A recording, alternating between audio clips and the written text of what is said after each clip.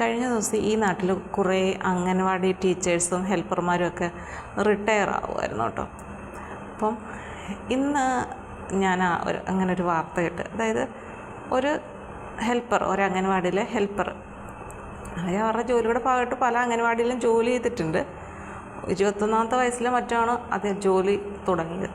അപ്പം ഇപ്പോൾ അവർ ജോലി ചെയ്തുകൊണ്ടിരുന്ന ആ അംഗനവാടി വാടക കെട്ടിടത്തിലാണ്. അപ്പം വാടക കെട്ടിടം മാറുന്നതനുസരിച്ച് ഇങ്ങനെ അംഗനവാടി ഇങ്ങനെ മാറിക്കൊണ്ടിരിക്കും. എൻ്റെ നാട്ടിലും അങ്ങനെ തന്നെയായിരുന്നു. സ്വന്തമായിട്ട് സ്ഥലമില്ല, അപ്പം വാടകയ്ക്ക് ഏതെങ്കിലുമൊക്കെ വീടുകളിൽ ഇങ്ങനെ അംഗനവാടി നടത്തുകയാണ് ചെയ്യുന്നത്. അപ്പോൾ അതിങ്ങനെ മാറിക്കൊണ്ടിരിക്കും. അപ്പോൾ ഇതുപോലെ തന്നെയാണ് ഈ ഹെൽപ്പർ, ഈ അമ്മയുടെ അംഗനവാടി ഇങ്ങനെ മാറിക്കൊണ്ട്. അപ്പോൾ ഈ അമ്മ റിട്ടയർ ആയെന്ന്. അപ്പോൾ എന്ത് ചെയ്തു? 5 സെൻറ്റ് സ്ഥലം ഈ അമ്മ അംഗനവാടിക്ക് വേണ്ടിയിട്ട് വാങ്ങി നൽകി. എന്താലോചിച്ച് നോക്കിയേ, ഈ അംഗനവാടിയിലെ ടീച്ചറിനും ഹെൽപ്പറിനും ഒക്കെ ഉള്ള ശമ്പളം വളരെ തുച്ഛമായ പൈസയാണ്. അപ്പോൾ അവർ എത്ര നാൾ മിച്ചം പിടിച്ച ആ തുകയായിരിക്കും ഈ ഒരു 5 സെൻറ്റ് സ്ഥലം വാങ്ങി വെച്ചിരിക്കുന്നത്. അപ്പം അതെല്ലാവർക്കും ഒന്നും തോന്നില്ല.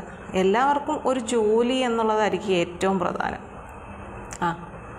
എനിക്ക് ജോലി മാത്രം മതി, ഞാൻ ജോലി ചെയ്യുന്ന സാഹചര്യം എങ്ങനെയാണെന്നൊന്നും എനിക്ക് അറിയേണ്ട കാര്യമില്ല, ഇങ്ങനെ ചിന്തിക്കുന്നവർ കാണും. പിന്നെ എൻ്റെ ജോലി എങ്ങനെ ആയാലും എനിക്ക് ജോലി ചെയ്ത് ശമ്പളം കിട്ടിയാൽ മതി, ആ ജോലി ആളുകൾക്ക് ഏതൊക്കെ രീതിയിൽ പ്രയോജനം ചെയ്യുന്നുണ്ടോ ഇല്ലേ എന്നൊന്നും എനിക്ക് അറിയേണ്ട കാര്യമില്ല, ഇങ്ങനെയൊക്കെ ചിന്തിക്കുന്നവർ കാണും. ഈ അമ്മയെപ്പോലെ ചിന്തിക്കുന്ന എത്രയോ പേര് കാണും. അങ്ങനെ ചിന്തിക്കത്തേ ഇല്ലാത്ത എത്രയോ പേര് കാണും. എനിക്കെൻ്റെ കാര്യം. പക്ഷെ എനിക്ക് ഒരുപാട് സന്തോഷം തോന്നി. കാരണം പിന്നെ ഇത്രയും നാൾ അവർ ജോലി ചെയ്ത് ആ കിട്ടിയ വരുമാനത്തിൽ നിന്ന് മിച്ചം പിടിച്ചിട്ടായിരിക്കുമല്ലോ തീർച്ചയായിട്ടും ഇത്രയും ചെയ്യാൻ പറ്റിയത്. അപ്പോൾ എത്ര പേർക്ക് അങ്ങനെ പറ്റും? നിസ്സാര തുകയാണ് അവർക്ക് കിട്ടുന്നത്. ഇതിൽ കൂടുതൽ ലക്ഷങ്ങൾ വാങ്ങിക്കുന്നവർ പോലും ഇങ്ങനെയൊന്നും ചെയ്യാനുള്ള മനസ്സങ്ങനെ കാണിക്കത്തില്ല.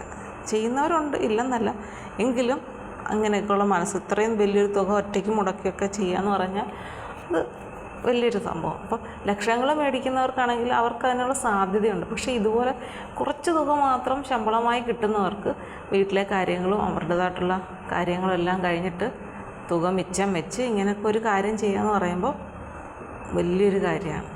അതെല്ലാവർക്കൊന്നും പറ്റുന്ന കാര്യമല്ല. എന്തായാലും ആ അമ്മയ്ക്ക് എല്ലാവിധ ഐശ്വര്യങ്ങളും ഉണ്ടാവട്ടെ, എല്ലാ വിധത്തിലും സമാധാനമായിട്ട് സന്തോഷമായിട്ടും ജീവിക്കട്ടെ, അല്ലേ?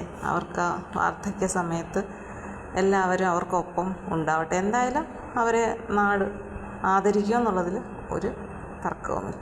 ശരിയല്ലേ?